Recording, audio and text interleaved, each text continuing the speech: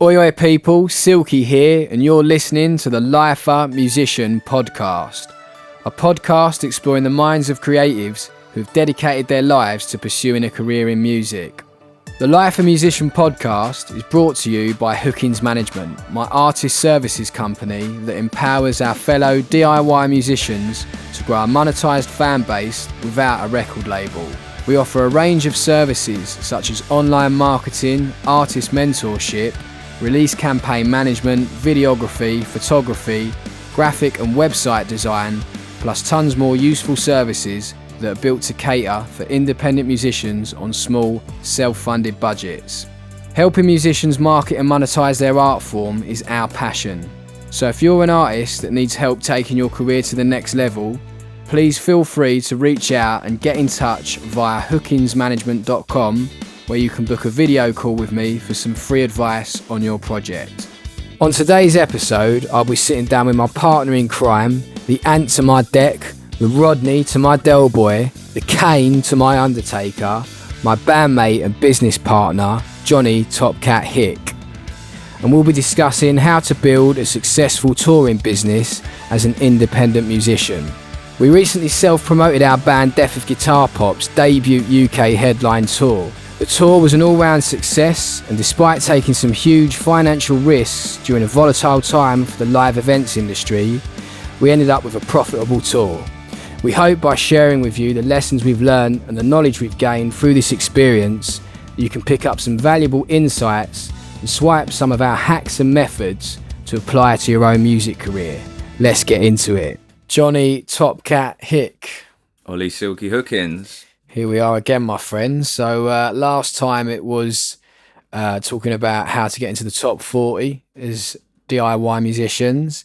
And on today's episode, we're going to be talking about how to build a successful touring business as an independent musician.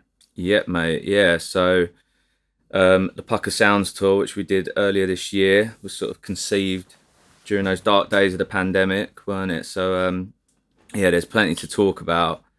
Sort of regarding our journey to getting to that point. I suppose it was about 3 years in the making, wasn't it? It was, mate. Yeah. So I think we first started planning our own UK headline tour back in like late 2019, was it? Yeah, so it'd be just after In Over Our Heads came out, wasn't it? Which was September, I think, wasn't it, that year? Yeah. And yeah, so to give a brief background of like where we were as a band at that point, so we just released our second album. We had like a steady stream of like gigs coming in through like festivals and stuff like that, but it was like time to do a proper tour, wasn't it? Mm-hmm. Headline tour. And we went about it in kind of quite a traditional fashion for a booking agent, liaising on our behalf with promoters at venues across the country, sort of 7 or 8 dates, I think it would be, sort of up and down the UK. And yeah, when we came to sort of sign off on that tour, we sort of found out that financially it was going to be quite horrific for us, really, wasn't it? I think it was like if we'd sold the tour out, which was a tall order for like your first tour, we would have only just like broke even, I think, wouldn't it? Yeah.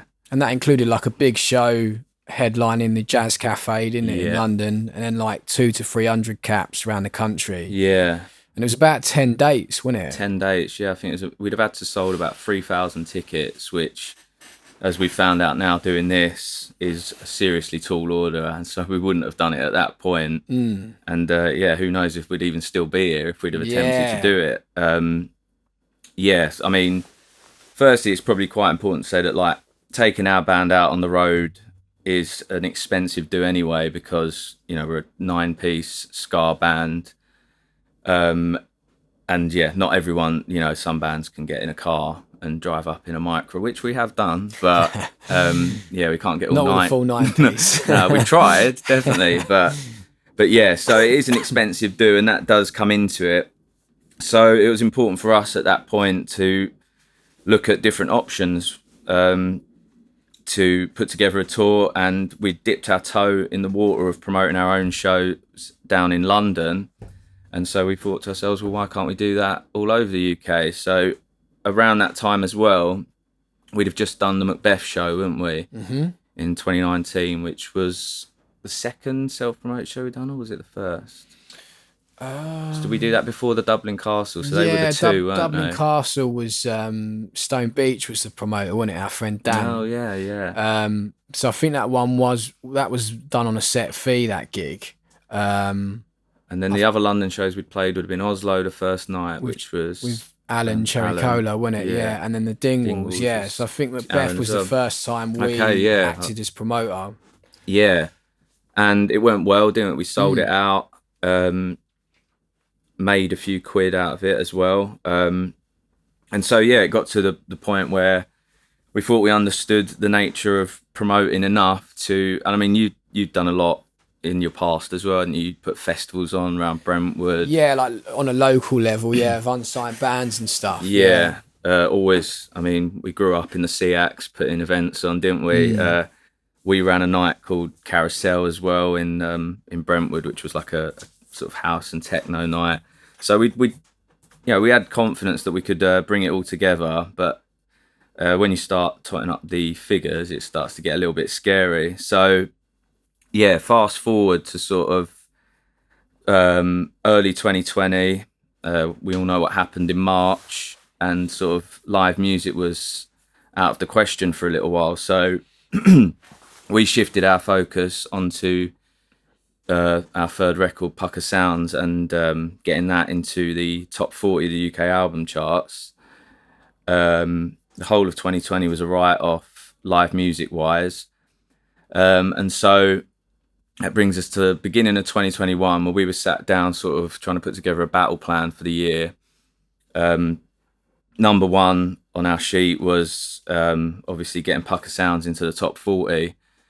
But we both agreed that it was important to have some live events in place just in case the pandemic disappeared as quickly as it came, which it didn't. But I think it was important. We had sort of got to the point where we thought it's easier to reschedule a show than to put one together from scratch when everyone was scrambling around for dates at that time because everything was getting pushed back. We were talking to venues about dates 18 months down the line, and we still couldn't get any Friday or Saturday nights because everyone's events had been pushed back for 2 years.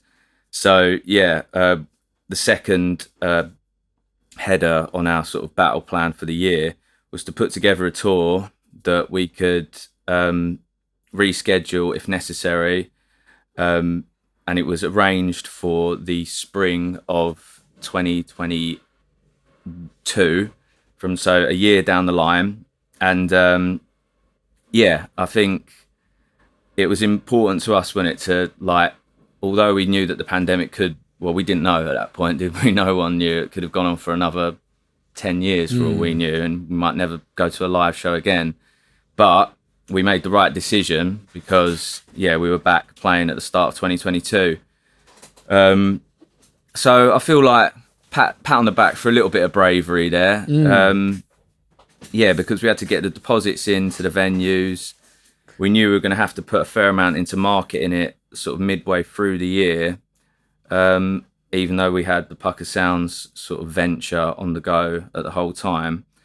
So yeah, I mean, it was a bold move, but I think it was definitely the correct one to make. Yeah, and I think it's important to, you know, there was a huge financial risk element to this tour as well, wasn't there? Yeah. You know, I've got the spreadsheet in front of me here, the final profit and loss on the tour. Pleased to say it was profitable. Yeah. But yeah, man, where's the total expenses? Yeah, so the total expenditure was like £56,909.03, and that's for a 7-date UK tour. Yeah.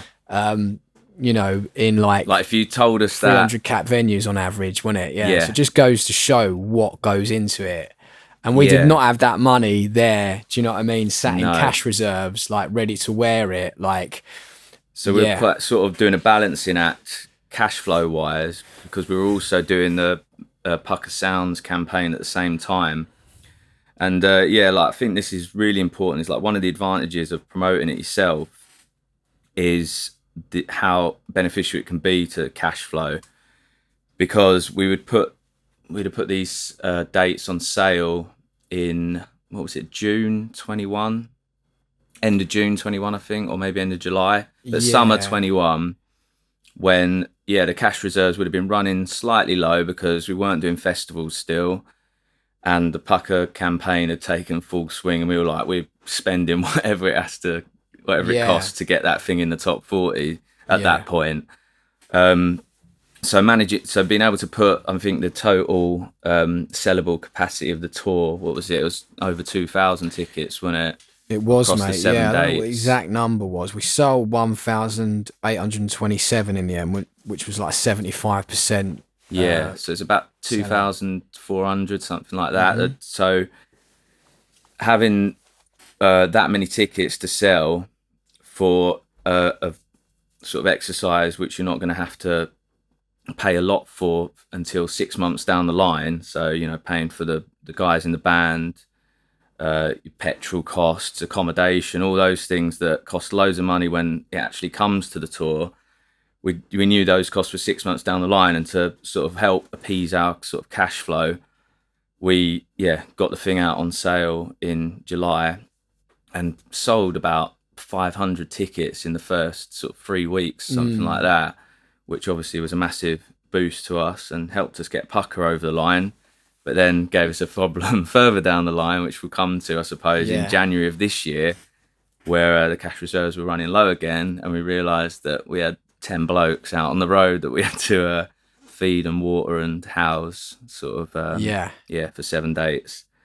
So, that's sort of a brief outline of where we were and why we decided to go that way. Do you think we've covered everything there? Yeah, I think so, mate. I think maybe one more point, just to get across, is in our DIY setup, you are Death Guitar Pop's booking agent, and I'm Death Guitar Pop's manager. Now, obviously, we both cross over and help each other as much as we can within our roles. You're also in charge of fulfillment and the merchandise side of the business, and I'm in charge of the digital marketing side.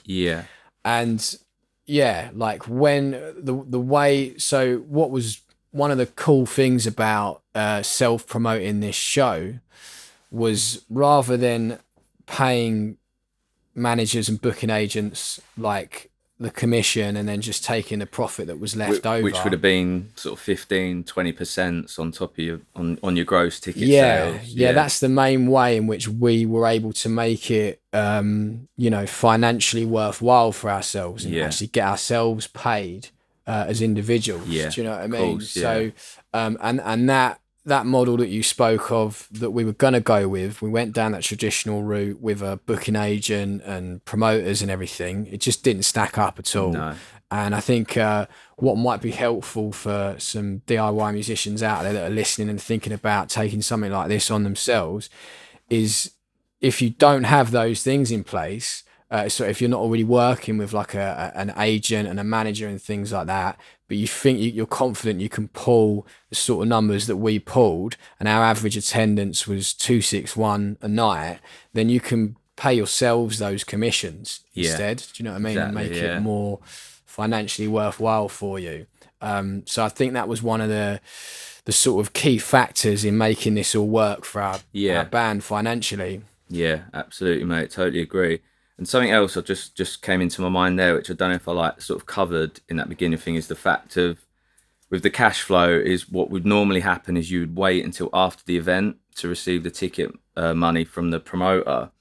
So I think this is something you'll go into a little bit more in the next bit, Silks, but in putting that tour on sale last July, not only are we getting ourselves paid as individuals, it's also the company is receiving the cash flow it needs to keep going and keep pumping marketing money into the tour and the Pucker Sounds campaign. But another thing is that we're getting all that customer data up front, aren't we? And that's, I know you're a massive into into that as a marketing tool. It's so important, because I think, in that traditional setup that we first looked at, where you've got a promoter and a booking agent, they're using these third-party ticket providers, your Skiddles, Dice or whatever. Vice, not Vice, sorry, Dice, and some of the other big ones, Ticketmaster, etc. Those ticket outlets are getting your data rather than you. Yeah. And when you're sort of like live tickets is such a big part. I mean, it's one of the, if not the most important product you're selling to your customers as an artist. Yeah. If you don't hold the data of the people that are buying your main product as an artist, you're at a massive disadvantage, aren't you? Because you're not going to have that direct link to be able to email, text, run a focused Facebook or Instagram marketing campaign to those customers, even post marketing. Which was massive for us last year, wasn't it? Yeah. So we were sending postcards out with QR codes, and the QR code took the customer straight to the ticket order page. So when you go down the more traditional route, you're at a massive disadvantage. Another massive disadvantage of that is not getting your customer data, which is something that we've found is just so vital. Do you know what I mean? For maximizing everything you do as a musician, like whether that's,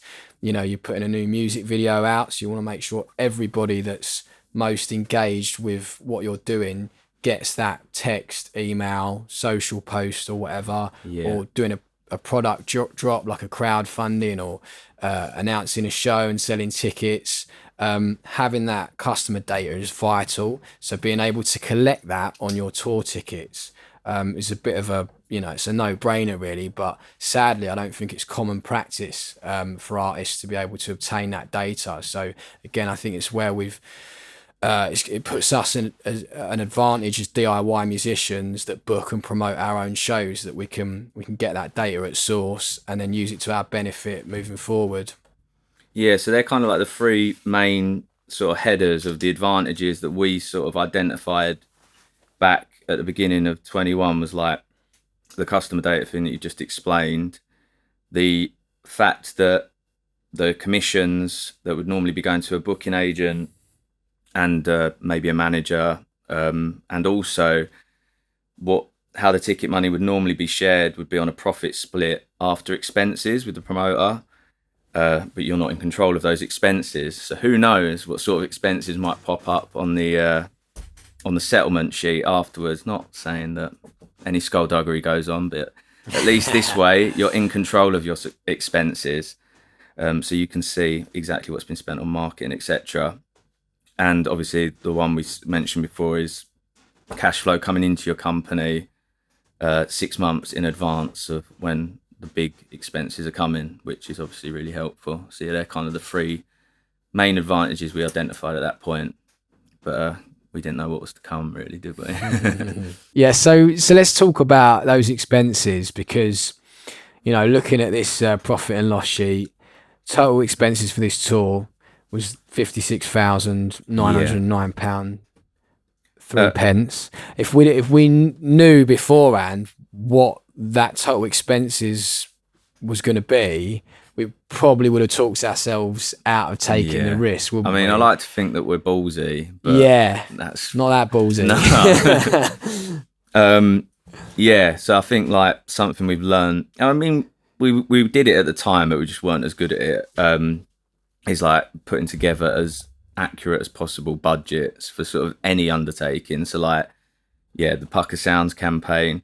And I suppose there's an element of this as well, is like nothing beats experience, does it? For like teaching you how to do these things. I mean, we were putting together a budget of how much it would cost to get an album into the top 40 or to sell out a UK tour that we were promoting ourselves, but we'd never done it. So we can only, I did work in a quantity surveying practice for 5 years, but still, I couldn't get it right. So it's the music industry, man. It's fucking complex, much more unpredictable. And throw a pandemic in there, and you're really up shit's creek, aren't you? So we have definitely got better at it. But in terms of budgeting, like I think that's like such an important aspect for anyone who wants to go ahead with an undertaking like this, and trying to stick to your budgets as well. But something that I think was important for us was, so looking at our balance sheet at the end, the tour P&L, our biggest overspend compared to our budgeting was marketing, which kind of is a recurring theme in this company because we want to get to Wembley Stadium. So that the figure on that marketing was £10,738.40. So yeah, I just don't think artists. We knew we were going to have to throw a lot at it, but I don't think most musicians would understand that for a small 7-day tour, the average attendance was like 260 a night. That you'd be looking at like over 10 grand in marketing spend. Yeah. And like you said earlier, I mean, the 57 odd grand overall that we spent to put the tour on, our overheads are going to be a lot more than like a 3 or 4 piece band or a solo artist or something, because it's a 9-piece ska band. We bring a sound engineer out. We had 2 assistants with us as well. So sharing the 14 responsibilities. People on the road, wasn't there? At points of that tour. So. Merch, videography. We also paid our support band. Shout out to Block 33. So I don't think we didn't anticipate how substantial those costs were going to be. Thankfully, we pulled it off, and we ended up making more in gross income than what we spent in overall costs. But budgeting is certainly something that you can't do on a whim if you want to try and pull this off DIY. And with that big marketing spend as well, another thing, because we were monitoring it as we went along, and realizing we are probably hitting that hard and being bullish with our marketing spend. But this was our first headline UK tour, and I think for it's not a sense of the tour isn't just cashing in on whatever fans you've got up and down the country. It's a marketing exercise in itself, isn't it? You're going there to put on a show and try and hopefully entice more fans into your in your world. So I think the marketing spend thing didn't, as long as we could cover it, obviously, it didn't bother us too much, did it? Because it was in a sense, like a growth market in the way a Facebook ad campaign would be to us, wouldn't it? It's just a different way of doing it. We just view all of our marketing spend as like growth marketing overall, don't we? And it's all for the greater good.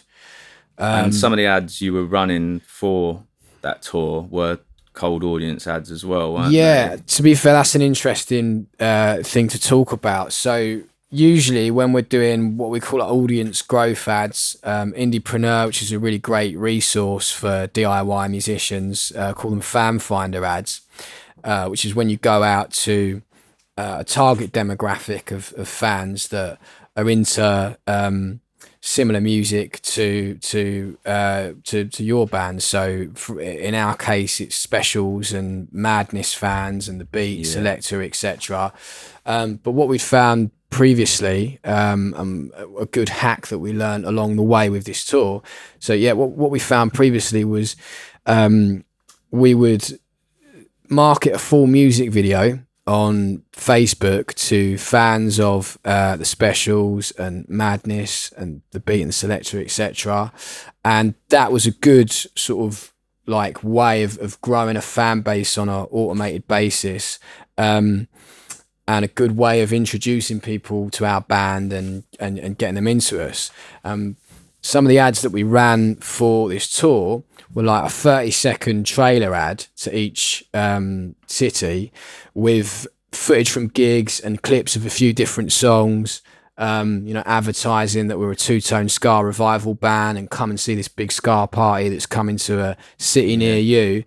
And we were shocked to find actually that people in a cold audience that had never heard of the band before, or certainly weren't following our page because we were targeting a broader audience of fans of those bands, we were selling tickets for 25-30 quid off the back of those ads. So you're getting like a 25, £30 purchase from cold, which in marketing terms is amazing.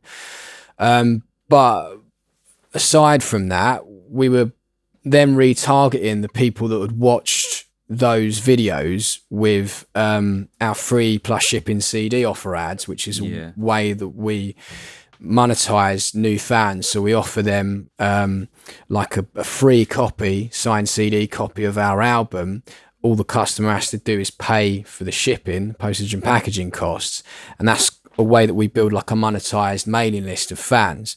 And we found that off the back of those tour ads that we were putting out to the broader Two-Tone Scar audience in the UK, in each city in a 30-mile radius, people weren't always buying tickets like straight off the bat because they hadn't heard of us. But when we were retargeting viewers of those ads, we were selling a lot of CDs and onboarding a lot of new monetized fans. So that was that definitely benefited us beyond selling the tour tickets. Do you know what I mean? Some of those fans that bought the CDs then that didn't come on the tour will no doubt be coming to the next tour. So it's all for really the greater good, as you say. Mate. Yeah, so that was kind of the method to the madness, wasn't it? In that, the spend was getting high, but we knew we were gonna reap the benefits from that, not just on the tour, but further down the line. And again, a tour is a marketing exercise essentially, isn't it? You know what I mean? And I think it's fair to say as well that we'd, at this stage in our career, we'd sooner make less profit but have the shows better attended. Do you know what I mean? Absolutely, because like long term for the band, that's better. And we're about scaling at the moment, not trying to make as much profit as possible in everything that we do. Yeah, absolutely, mate. So to go back to the budgets, another thing that I think that was quite interesting, the sort of scheduling concept that we came up with when we were discussing the tour, like initially, was how important the London show is to our band. Now, we're from Essex, so the London show probably carries more weight than it would to a band from like Birmingham or Manchester or whatever. But obviously London is got by far the biggest population of any city in the UK. And so your London show can end up being sort of the centerpiece of your tour, even for bands from all over the UK. But it's especially important for us because we have far less costs for a London show because all our band members and staff members and everyone can travel to the show on the day. So we're saving huge amounts on fuel and vans and wages and accommodation and all those things. And it's cheaper to market to London as well because it's a much bigger population and it's kind of our hometown, I suppose. So we were just looking at the numbers earlier and noticed how much the London show in this particular run of dates kind of helped cover. Carried us, it carried us. So the London show was by far the most profitable show, and a few of the shows on the tour were not profitable at all. But obviously those losses were covered by what the London show made. And what we worked out back then was that the London show should be its own sort of entity, shouldn't it? And be 6 months apart from the regional dates. And that didn't happen on this run of dates because we had an Underworld show that was due to take place on, where was it? I wrote it down somewhere. It's supposed to be in July, I think, wasn't it? Well, initially it was meant to be on the 17th of October in 2020. Right. Then it got rescheduled to the 31st of July 2021, obviously because of the pandemic. And then you got COVID, didn't you? The week of that show. Fucking Delta variant, mate. Yeah, mate. You know, knocked me on my ass. So we had to reschedule it again. So the fact that show was just moving about all over the shop meant that because we were at that point we were thinking about making our London show. We were looking at Brixton Electric and Electric Ballroom as possible venues for that and trying to go really big with it. What we felt was that if the London show was on its own, say in the springtime, we'd entice fans from all over the country because a fan in Leeds, for example, or Manchester is far more likely to come to a big London show than a fan in London is to go to a 300 cap in Manchester. So it's just a way of hopefully serving your audience a little bit more and getting more value from your customers as well.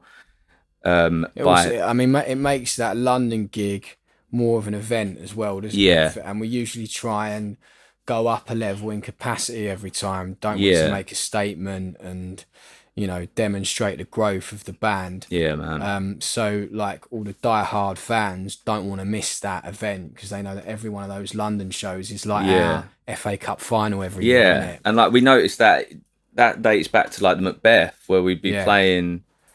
It's only 200 cap or whatever, the Macbeth, maybe not even that. But you'd be meeting fans who'd come from Glasgow and Cardiff and Manchester. Even our first show, mate, at the Oslo in Hackney, there was people that came from like Ireland and Newcastle and shit. Yeah. So that's like, so we identified that we could make the London show a big thing on its own, and then maybe at 6-month intervals, space the London show and the regional shows apart. But that didn't happen on this occasion because of the Underworld show. So we grouped them all together. So that's why we went for a garage show in London, which is a 600 cap instead of a Brixton Electric or Electric Ballroom, which are like between 1,200 and 1,500 caps. But I think what's quite interesting to point out is as we've been budgeting for our next tour, we were looking at these numbers and noticing how important that London show was to us. So another idea we've come up with, and we've not followed this one through yet, but is that we have our big London show, say in the springtime, and then 6 months later have our tour, which is our regional shows. But also we were saying putting a smaller London show in there because the profitability of a London show is so much that it helps just keep the balance sheet looking a little bit happier, should we say? Yeah. So and making a real thing of that being an intimate show. Yeah. So like our idea would be to, so at the moment the big London show that we're promoting is the Electric Ballroom, which holds 1,500 people. That's happening next March. We've already sold about 600 tickets for it, which is great. And that's definitely, this tour that we're discussing now that happened earlier this year definitely would have helped, that's played a massive part in helping us hit those numbers this early. Yeah. We're hoping to sell at least 1,000 for Electric Ballroom. Selling it out's not unthinkable, but it's a tall order. But yeah, we'd be looking at like next year for our autumn tour. The London show would be like a 200 cap, like the Dublin Castle or something, wouldn't it? Yeah. And, making that a real exclusive, intimate thing. But just that one extra show at a 200 cap that we know is going to sell out, and we're going to do well on the VIP tickets, which is something we'll go into, which is a massive part of making these tours financially viable. It's just a huge bonus for it, and bonus for us, isn't it? And it's really, really, we've discovered through this experience, it's a really important thing. So to just maximise those tickets in London every year in whatever way possible. So just to like clarify on the sort of scheduling sort of concept that we've sort of been led to through trial and error, isn't it? It's always trial and error to a certain extent. Is that we sort of see the sort of structure or the blueprint of what we're going to do moving forward being our big London show in the springtime, sort of end of February, beginning of March, then moving into festival season, which usually begins in like May for us and goes right through to September, and then our regional tour in the autumn months of probably like October, maybe early November. And with those regional shows, as we've just said there, adding in an intimate London date just because it makes those 200 cap venues more profitable, the tour of those 200 cap venues more profitable. And then it gives us time over the winter months, sort of around Christmas time, to record an album every couple of years. So that's kind of the blueprint we've got in place at the moment. It'll probably change in like 2 weeks. But I just want to add as well, that's taken us might have got there a bit quicker had it not been for the pandemic, but it's taken us about 5.5 years, innit, to work out what's going to work best for us, like cash flow wise and sort of lifestyle wise as well, innit? What's a workable way to make it all happen. on to the next bit then, Silks. So the actual tour itself. So the last couple of months, so like after Christmas just gone, we were pretty happy with ticket sales, but we wanted to, really sort of ram it home, and we went sort of super aggressive, didn't we, on the ad spend those last couple of months before the tour, which worked. And again, it's what we said earlier. We weren't just seeing it as, selling tickets to make money. It was a marketing exercise in itself to try and grow like awareness of the band all over the country, and hopefully it did that. But yeah, it was the actual tour itself. So I suppose like the mechanics and the logistics of taking 10 boisterous ska lads out on the road, and you. What goes into that? So I think like the first thing that's really important was like, and I think it's probably is the same in sort of any like business undertaking, but especially in like live events where all the work of so many people over so much time leads to like a 3-hour window, and it's like you've got to get every beat right each time. And we'd had a little practice run at the Underworld show, so we sort of knew what the concepts were. So I don't know if you want to talk about the VIPs just before we go into that. Yeah, I think it's really important because I know I think there's still a bit of stigma attached to bands selling VIP packages and meet and greets. Yeah.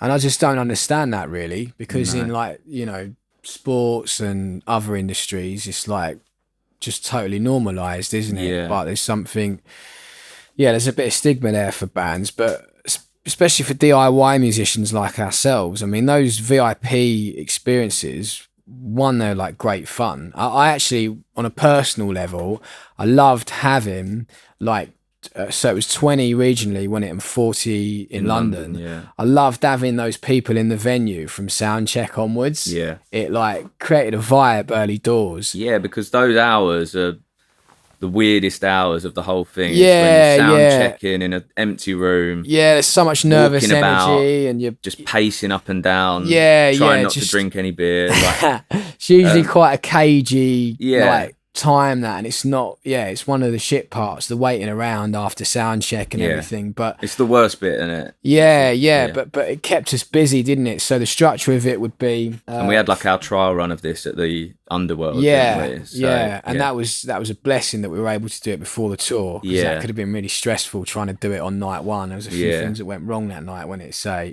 thankfully we'd already had like a test run to let us know what to expect. But the structure. So the VIP packages, it was 65 for a regional and 70 for London, weren't they? And the fan package was like, you got all this exclusive tour merch, didn't you? Yeah, so it was like we called it like a goodie bag, didn't we? Like a tour goodie bag. Yeah. And then special T-shirt. Yeah. Signed album, signed poster, lanyard, bits and pieces, wasn't it? Yeah. And then you got early access to the gig, so you could come in and watch the sound check. And during the sound checks, we laid on like, beers and soft drinks and that for everyone, and snacks as well, wasn't it? Yeah. And then we did this meet and greet with a professional photograph as well. So that was the structure of it. And like I say, I really enjoyed having the fans in on sound check, because you switched your kind of like, performance on and got in the zone earlier than you would have like on a normal gig day. Because we were doing like a longer set, weren't we, as well? So we were keeping like the turnaround times really tight. So we'd be like say doors were at 7, we'd start sound checking at 5. And by the time we got round to finishing the sound check, doing the meet and greet, doing all the photos and that, we were literally 10 to 7, weren't we? Nearly every night. It worked out about exactly the same. So there was like no downtime whatsoever, which we thought, is that going to be a bad thing? But it was actually beneficial, wasn't it? Less time to just, sit around and get nervous, I guess. Do you know what I mean? Because exactly, you're just busy, keeping busy. So I mean, it was massive for us, wasn't it? The VIP. I mean, what do we have a total of what the VIP income was? Without them, the tour would have been way in the red, wouldn't it? Yeah, basically, it made it profitable. Yeah, I haven't got the exact number there. I can work it out, but we it brought the average ticket price up to around £33 per ticket. Yeah, so it was 25 quid, wasn't it, for a regional ticket and £30 for a London ticket. Yeah. And then those VIP packages were like 65 and regional and 70 for London. So yeah, the average ticket sale went price up overall by £3. Well, I mean £8, I guess, on the regionals. Yeah, and so yeah, £33 on average per ticket sold. But yeah, just without them, it wouldn't have worked financially, would it? So I'm really glad we were bold enough to put them on sale and create a package, and I'm really glad that the fans, were receptive to that, and they seem to all really enjoy. Yeah, hopefully it was a great experience, because like I think we enjoyed it as much as any of the fans did, because it's obviously one of the best parts is getting to meet people who love your music. That's why you become a musician in the first place, isn't it? And yeah, what just out of interest, Silks, why do you think there has been a stigma attached to guitar music, especially? Because I'm just thinking, when you go on like a holiday to Ibiza or something, you go into like Amnesia or Pasha or one of these like super clubs. On your sort of holiday to Ibiza. My sort of. Well, I can't afford the VIP tables, but that's a massive part of it. Right. Is getting a table upstairs at Amnesia or whatever. Yeah. It costs a fortune, and it must be a huge source. I mean, I'm obviously looking at it from like this side of the fence, so I'm like, oh, fair play to them. Yeah, that probably keeps everything ticking over, like money wise. Yeah. But I never think twice about someone selling a VIP table at a super club in Ibiza. No. But there's a stigma attached. And they're usually like, obscenely priced, obscene, yeah. It'd be like €500 a ticket or something. When you break down the package that we offered, it's actually like great value, isn't it? When you think about what a t-shirt normally sells for, and a big poster and everything else. So I think as long as you're fair with your pricing, like, and why you're not? Giving value to the customer, streams which is obviously pay shit, don't they? So and fans know that, so they know that like artists have to get more creative in the experiences they offer and the merch packages. Honestly, mate, I don't really know why there's stigma there. I haven't really got an answer for that, because I can't. For me, I don't know. I guess maybe there may have been occasions where, when it first come into play, artists were like charging like, extortionate prices for that. Maybe they were like, really famous major label, arena selling, stadium selling artists that have clearly caked and don't need the extra money. Yeah, it's true. Selling those packages for obscene amounts of money. Yeah. And so, that stigma kind of like, rolls down to our league, and people are like, oh, you can't fucking do that or whatever. But I don't know, man. I think as long as you're fair with your prices, do you know what I mean? And you go out your way to offer like a really memorable fan experience with good quality merchandise and that. I just don't think there should be any stigma at all, and I don't know why there would be in the first place for a band like us to be monetizing ourselves in that way. No, it's a strange one, isn't it? Yeah, but yeah, mate. So that's what we that was our VIP experience, and as Silk says, like, it was massively important to making this whole thing financially viable for us, which I think brings us to like one of the most important points that we realised probably more while we were out on the road than we ever would have realised sat in the office beforehand, was the importance of having like a good team where everyone knows their role. And like, I feel like by the end of the tour, so as Silk said, we had like the sort of dry run at the Underworld.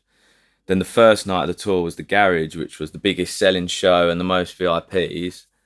And there's always that element of, what if this goes tits up? We had a support band trying to sound check and there were, a few teething problems. Yeah, teething problems. Let's call them teething problems. May have lost my temper. Never. I've never seen you lose your temper, Silks. There were teething problems, but by the end of the tour, like, it was like, it was quite a streamlined. Oh, it's brilliant, mate. Yeah, well-oiled machine. Absolutely, yeah. And I think, and again, the venues were commenting on that, weren't they? Like, venue staff were like, "Fucking hell, this is like really well organised. This operation." Sheffield was even I say so myself, one of the best organised events I've ever been to. It was great, man. You know, by that point, mate, that was it. We were on the home stretch, weren't we? So it was like the 7th time we'd done it. But yeah, so we had sort of obviously the band and Rob, our sound engineer, who offers all sorts of other bits and pieces of help along the way. The boys in the band are great as well. Yeah, they don't mind lugging a box of t-shirts up 3 flights of stairs. They always muck in. I mean, they'll give us hell for it on the bus on the way back, but we always buy them at McDonald's, so it sort of smooths it over. But yeah, Brad and Ellis on the tour were sort of massively important, weren't they? I mean, hugely, yeah. So they kind of work together. So Brad's our content guy. I mean, he wears a lot of different hats, but content's probably his main even hat. ones with pineapples on. Yes, good choice of headwear today, I must say. Let's just get that in shot quickly, Brad. It's an impressive hat, that. Yeah, go on, look. Look at that, mate. That is a fucking proper bit of headgear. So yeah, Brad was in charge of capturing the content and everything. And you did a lot of driving, mate, didn't you? Yeah. So that's something we should talk about, because it's such a big crew. We ended up taking 2 vans out, didn't we? So we had like a 9-seater, didn't we, for the band, and then a crew transit van with Rob, the sound man, Ellis, who was kind of just like the logistical manager of the whole thing, and Bradders, who, as I say, was doing content and then helping out with loads of other bits, and assisting Ellis with like the logistics. Sort of a brief outline of their day, Brad and Ellis. So they'd sort of come, they'd pick up the van with Rob and probably go up, say, wherever we were going, probably set off 2 hours before the band. And on their way, they'd do like a Tesco's or Asda stop off, get beers and snacks and soft drinks. Yeah, snacks, exactly. And it'd be premium beers as well. We didn't, no Fosters on this firm. Yeah. I think there's even Peroni one That's night. our Foster's sponsorship out the window, mate. No, I don't. I was hoping for that for the Australian tour. But, good point. Apparently they don't drink it out there. But yeah, so they'd leave a couple of hours before us, and so they were getting the merch. All the merch was in that van. All Rob's gear, the sound engineer, would be in that van, and then all the bits and pieces needed for the VIP experience would be in there. And so a couple of hours before we were due to sound check, say like on an average show, the sound check would begin at 5 o'clock.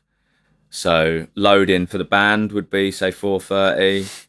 Brad and Ellis and Rob would probably get to the venue around 3 o'clock, set up the merch desk, and then set up everything for the VIPs.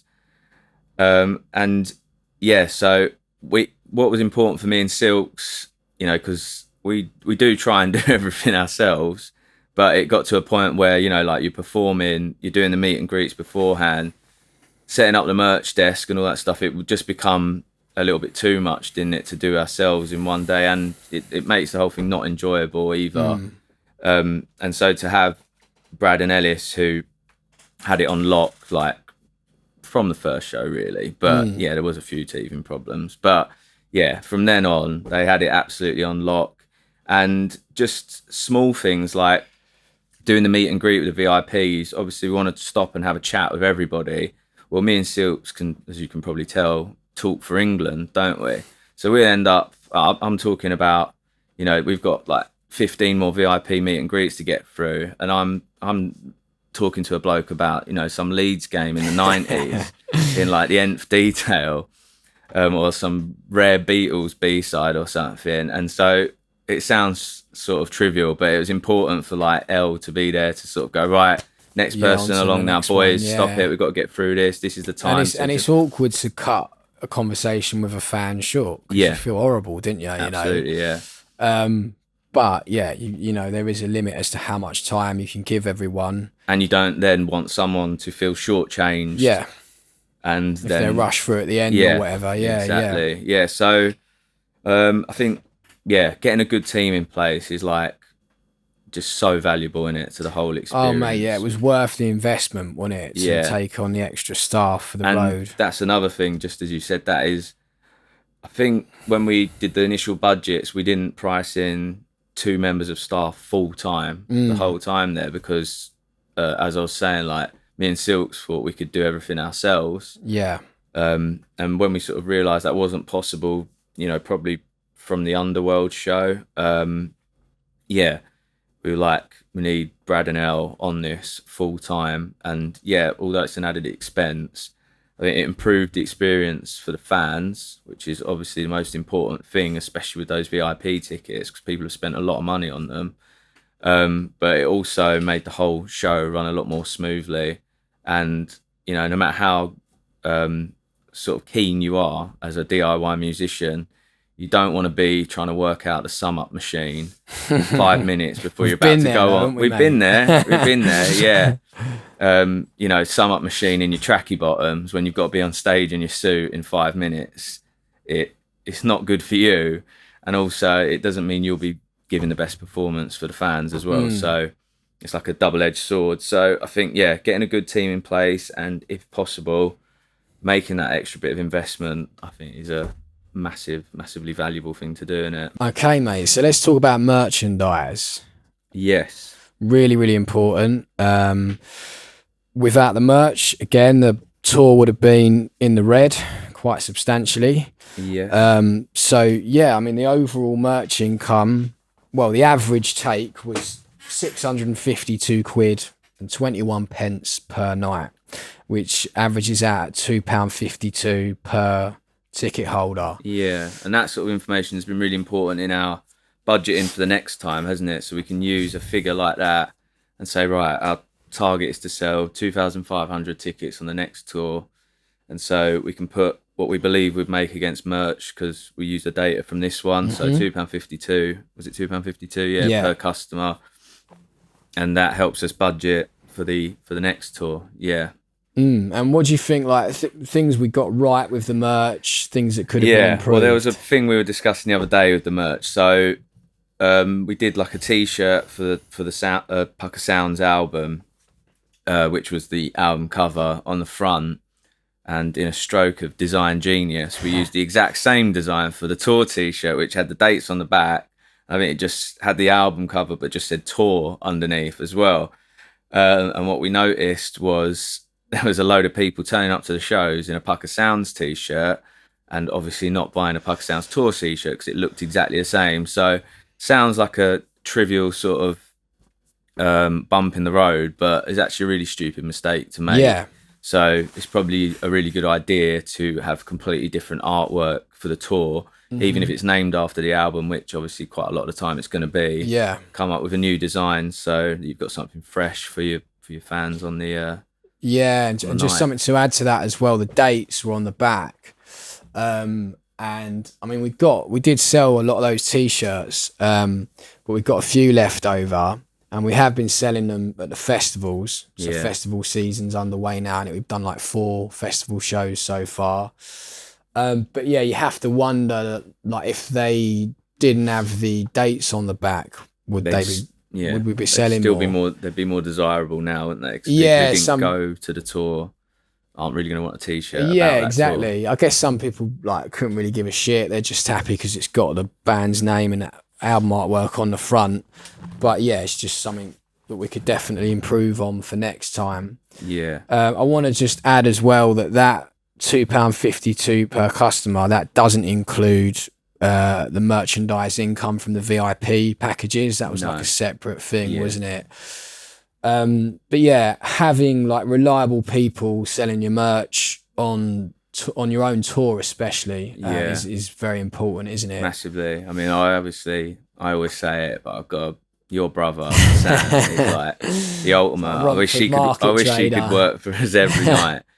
Because I've seen him putting the sell on, and it's one of those things that sounds trivial, but it's something that you can control. Like, so you might as well try and get, the most extroverted sales Del Boy person you possibly like can. Someone that will like threaten them with violence unless they buy a vinyl.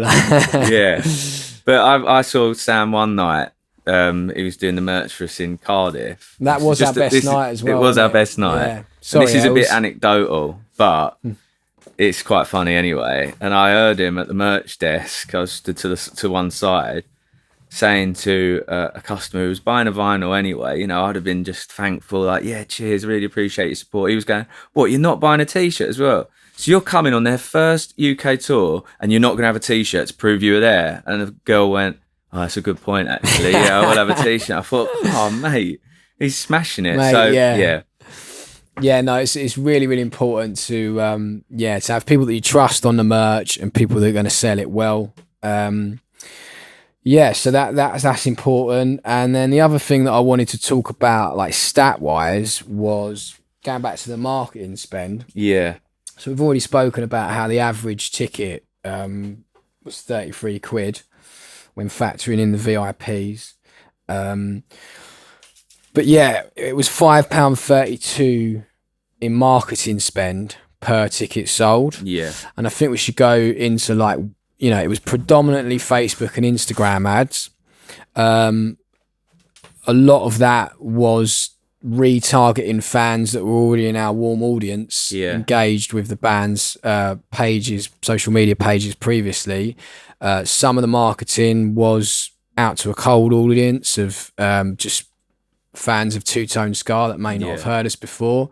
But then other methods of marketing, I'd say definitely the lion's share of the spend was on the Facebook and Instagram ads, but email marketing and text marketing as well. There's a platform that we use called ClickSend, and the SMS marketing campaigns that we sent out to our customer list, we always saw like a little windfall of ticket sales every time one of those campaigns went out. And it's not cheap, that marketing, is it? No. But it's well worthwhile. Very effective, isn't it? Yeah, I guess on paper, £5.32 in ad spend equals a £33 ticket sale. And then of course there's loads of other costs like that go against that income. But yeah, I mean, that's something that we're going to work on bringing down, as things progress. And I think as well, like going back to the COVID thing, obviously we've already mentioned that it had a detrimental effect in that we had to pull our London show, or reschedule our London show that was planned for months in advance of this tour, because I had COVID.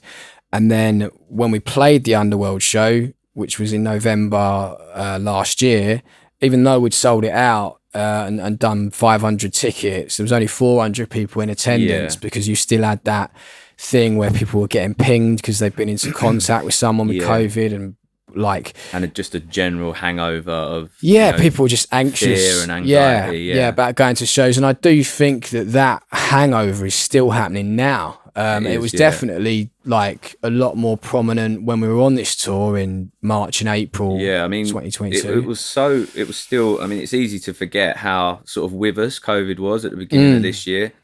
Going into the Scotland show, it wasn't until about 6 weeks before that show where we knew we'd definitely be able to play it. I mean, it was like 50-50, wasn't it? Yeah. And another thing was like someone who's a good friend of ours who works in the industry on massive shows, Rishi, he was saying to us that even on, he works on like Gorillas and stuff like that, so huge production, even they were seeing like a 15-20% drop off in tickets sold to people who actually came to the shows, weren't they? I think at the beginning, like once the gigs first started coming back, he was on the McFly tour and they were seeing like a 30% drop off in attendance, which is huge, isn't it?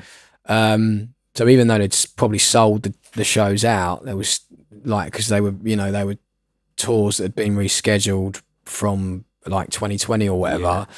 Only 70% of the people that bought tickets were actually turning up. And I think what's happening now, I mean, our tour was 75% sold out, which I'm really proud of. It was profitable, but I mean, it's fair to say like it would have been another 5-10%, who knows, maybe even a sellout, had we not been experiencing that hangover.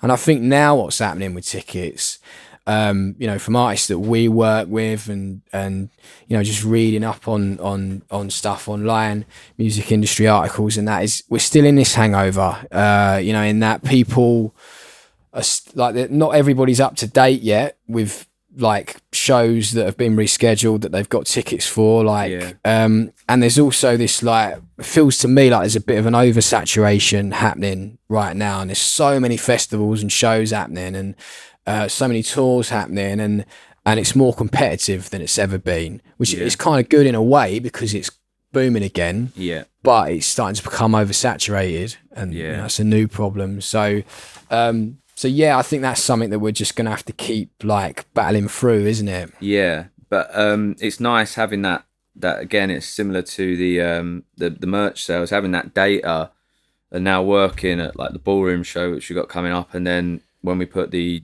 autumn 23 tour on sale, working against that £5.32 marketing spend, and now we've got like a target that we want to beat. Do you know what I mean? So we want to bring that down each time we put a big event on sale. And having that data is like massively valuable, isn't it, in terms of budgeting, and also it gives you a target to work against. Definitely. And I think, you know, we've been conservative in our like you know, budgeting for that ballroom show, in that obviously the goal is to try and bring that price per ticket sold down, but we've based our marketing overhead overall on that. Yeah, so whereas we were saying earlier we'd overspent on marketing quite a lot on the tour because we saw it as a growth exercise as much as a you know, live events exercise, we're sticking to a specific figure, aren't we, with regards to the ballroom marketing budget, and keeping tabs on that on a week by week basis to look at what we're spending and what we're selling. And again, that's quite difficult because you get a windfall at the beginning and a windfall at the end, so it's easy to get nervous in the middle and think, oh, we need to chuck a load of money at this or it's not going to sell out. We're resisting that at the moment, aren't we? And we did that a bit, didn't we, last time? And you just have to sort of be brave, I think, and know that most people, I know I'm an absolute nightmare for this, is that most people either buy tickets 2-3 weeks after they've gone on sale, or straight away, straight away, or 2 and 3 weeks before the event actually happens. I'm in the latter camp, to be honest. But me too. I'm usually paying over the odds off a tout or something because I've not got myself organised. But that's good. So it's good to know, and it's good for us to work against that target. So I don't know if you've got any more there, Silks. I've just got a few like sort of bullet points here of like lessons learned. Go for it, maybe mate. Bits of advice that might be helpful and things that we'll probably do differently next time. It's something I think might be quite interesting to some artists out there, was the keeping tabs on like government policy. So obviously one of the biggest challenges throughout this period was with the pandemic, and I think we've talked to death about that. But it's a fact, and like Silk says, it's still with us, and it's still something we have to take into consideration. As quickly as the pandemic happened, it stopped, and then it could happen again. So it's something that's going to be sort of with us, isn't it, all the time, sort of moving forward, I reckon. But what was interesting during the summer of 21 was as we were about to put this tour on sale, we were going to wait until the Pakistan's album campaign had finished, and that was due to come out in the middle of September. But because we were quite on the ball with everything at this point, we were keeping tabs on government policy with regards to the pandemic and lockdowns and stuff like that. And we picked up the fact that the VAT rate had been brought down for live event tickets to 5% until the 1st or the 31st of October 21. So that changed so it went from 5% up to the point of October 31st, 21, and then by March 31st, 22, in that period it was 12.5%, and now it's back at 20%. But so we moved the tour launch date forward to coincide with that VAT period, just so there was less VAT payable on the tickets sold, and that was something that helped massively. Looking at the figures in the tour, that was a great decision, because in those months between sort of the end of July and the end of October, we sold well over a third of the tickets in that period at the lower VAT rate. And it's important, I think, to keep tabs on all those sorts of nuances of like government policy and taxation and stuff like that. Yeah. Because if we'd waited until, difference between 5% and 12.5% is huge. And if we'd waited and released the tickets when we were initially going to do so, we'd have lost a lot of money to the tax man, which no one likes. So I think that's quite important. Another thing which we probably should have mentioned earlier was about the ticketing. Was when we'd done shows previously, so like the Macbeth show, for example, we'd used physical tickets, haven't we, and sent them out. Sent them out in the post. About that, yeah. And I was eternally horrified by the chaos of doing that, and how many people didn't get their tickets, and just all the carnage on the door. It just creates a massive admin headache, doesn't it? And also you got to fork unnecessary labour as well. Yeah, you got to design the tickets. You got to post them out, pay for the postage, and loads of them people never see, and it's just it was a really sort of crazy sort of situation to get into. So I was big into like automated ticket fulfillment with e-tickets, and we use like this software called Guest Manager, which go and look it up. It's great if it's something you want to use. It's an app on Shopify called Event Ticketing, but the company's called Guest Manager. And that again, in terms of, so you sell a t-shirt for 20 quid, you've had to buy the t-shirt, you have to pack it, you have to pick it, pack it, take it to your distribution, whatever it is, Royal Mail, DPD, whatever you're using, and it takes time to reach the person. So you've got all those costs going into that 20 quid, whereas you sell a £25 ticket while you're asleep, and the software automatically fulfills it for you. And so there's so much labour saved. It's quite minimal, isn't it? Yeah, I mean it varies depending on the amount of tickets sold. We were on like we were on like a subscription with Guest Manager because we had quite a lot, so we didn't want to. But they can work on either a percentage commission, which again depends on your ticket price and how many you're selling.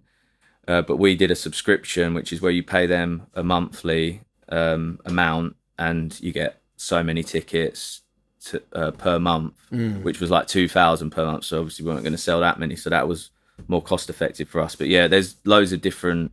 And do you know roughly how much that subscription was per month? That subscription was like 80 quid per month. I think. Yeah, for around 6 months. So for that £80 a month. You talk about the amount of tickets we're selling as well, nearly 2,000. The time you save, from all the fucking about of doing it the old school way and sending physicals out.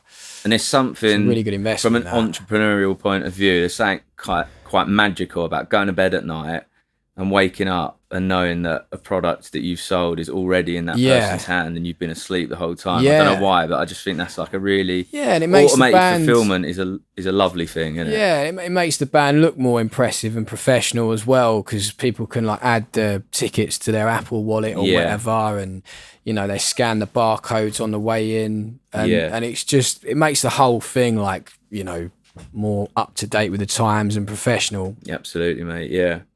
And also, when someone emails saying they haven't received their ticket or they can't find their ticket, it's usually a much quicker fix. Yeah. Because you just go onto your Shopify, look at the order number, download their ticket, which has either gone to their junk and got deleted or whatever. Yeah. And just send it on to them. Whereas you've got to go and find another ticket with their number on and change their ticket number on the door with a physical ticket and then post it out to them. Well, I've got to say, it's quite sad that like physical tickets are a thing of the past. I used to love that as a keepsake from the gig. I keep some tickets in my Apple wallet. Is that sad? It's not the same, mate. Just a proper modern wank comment. It's shite, isn't it? Yeah. But I'd recommend that for anyone because it saves like a fuckload of time. Another thing was relating back to the VIPs. Like I was saying earlier, by the end of the tour, we kind of had it licked, didn't we? The whole VIP thing. And we were doing 20 VIP tickets on each of the regional shows, probably mainly because we wanted to make sure we could give everyone like a really in-depth like experience for the money they were paying. and because we weren't sure how many tickets we were going to sell exactly for each event. But for example, like the Sheffield show, we sold like 260 tickets overall. So it's a sold out show at the Lead Mill, and we sold 20 VIP tickets, and we got through 20 VIPs by that point. Still a great experience, obviously, but we got through 20 VIPs at that point, in an hour. Yeah, and we were stood there twiddling our thumbs. I was hoping someone was going to come and talk to me about Beatles, but they didn't. But yeah, it was. So we were like, we could have doubled that, and that's money left on the table. So so I want to point out there, actually, just looking at the P&L again, like, so the Lead Mill gig, because it was one of the smaller cap venues, it was like 2 something, wasn't it? We sold that gig out, and that gig was actually minus £220, so that didn't make profit, that show, as a standalone show. And yeah, if we'd have had room for like 20 more VIPs at £65 a pop, that's the difference. Do you know what I mean? So it's those things you learn for next time. But I'm glad we didn't I'm glad that we didn't try and cram double the amount in on each show. Because it would have been a horrible thing if we'd realised we could only get through 10 an hour. I'm glad that we were, like you say, able to serve the fans that did buy tickets and have more than enough time to fulfil that. And we just know for next time that we can push it a bit more. And also I've noticed that with like the London show especially, like the VIPs who come, we're sound checking for a lot of that. So we're not there, and they're having a party down there. Do you know what I mean? They're on the dance floor at like 5 o'clock in the afternoon. There's beers out and that. And when there was 20 people there was a little bit more sort of, I think people are a little bit more cautious to get on the dance floor. I noticed at London, when there was 40 people, there was a proper party going on. And I think it could actually improve the experience, having more of you down there and getting a skank on, earlier on in the day. So maybe that's something to think about. But yeah, it's certainly something where we were looking at the P&L after, and we were like, left money on the table there, and it's something that we could definitely improve on for next time, isn't it? And there were people actually like on our Facebook and emailing us and stuff, like asking, is there any more VIP allocation? And all of these shows, like, we could have definitely sold more, couldn't we? So the demand was certainly there. Yeah, absolutely, mate. Then I think we've sort of covered this a little bit earlier, but like, again, it's like how much you can learn through experience in it, and like doing the tour, and then budgeting for like the scheduling sort of concept that we come up with doing the London show in the spring, festivals, and then the tour in the autumn. Only going through it the other day, weren't we? Not even in depth. We were just sort of having a chat and sort of working a few bits out. And we were going, why don't we do a London show in the regional shows, but just do a smaller one? And artists that we sort of have been inspired by, and we look at their schedules and stuff like that. And like a band who we're really inspired by is the Jewelers, isn't it? And we always have so they did a run to Wembley Arena, didn't they? Early in the year. Independent as well. Independent, amazing achievement. And we noticed, looking at their schedule, they did a show at the Underworld at the beginning of that run. Why did they do that? And maybe it is for other reasons, I don't know. But looking at adding a London show a smaller London show to that run for us, and realising how that helps things move into the black rather than in the red. That's probably a reason that they do it as well. So yeah, it's having the data there, like after you've done it once, it's an absolute godsend, isn't it? Which kind of brings me on to this next point, which is like, as we've sort of mentioned quite a lot in this, is like budgeting, and how just try and be as accurate as possible with budgeting, and be honest with yourself. Don't, just because you want to see, we're going to do this tour and we're going to make 100 grand off of this tour. Like, just be honest with yourself with your costs, because it will come back and bite you in the arse when it comes to doing the shows. And like, I think it's so important to to overestimate what your expenses might be. Put contingencies in, whether that's 5%, whether it's 10% even. Put a contingency figure in, and focus on where your break-even point is, and think, right, that's the first target. We're doing it with the Ballroom. We know how many tickets we've got to sell to reach our break-even point. And after that, you can breathe and then you can enjoy the rest of the campaign. But until you get to that break-even point, then you're in the red, aren't you? And it's not a good thing. So be honest with it, and have that break-even point in massive on a whiteboard in your office, and look at it every day and think we need to get to there before we can move on. Definitely, mate. Cool. So we've covered a lot there, mate. We've gone over the hour mark now, so I think that's probably a good place to finish up. But thanks for coming on the podcast again. Pleasure as always, mate. Oi people, Silky here. Thanks for listening to our How to Build a Successful Touring Business as an Independent Musician episode of the Life of Musician podcast. We hope that if you're a DIY musician planning on taking your show on the road independently, that this has been a valuable resource for you. If you'd like to hear more conversations exploring the minds of creative music entrepreneurs, you can check out more episodes of the Life of Musician podcast on all major streaming platforms now. Nice one.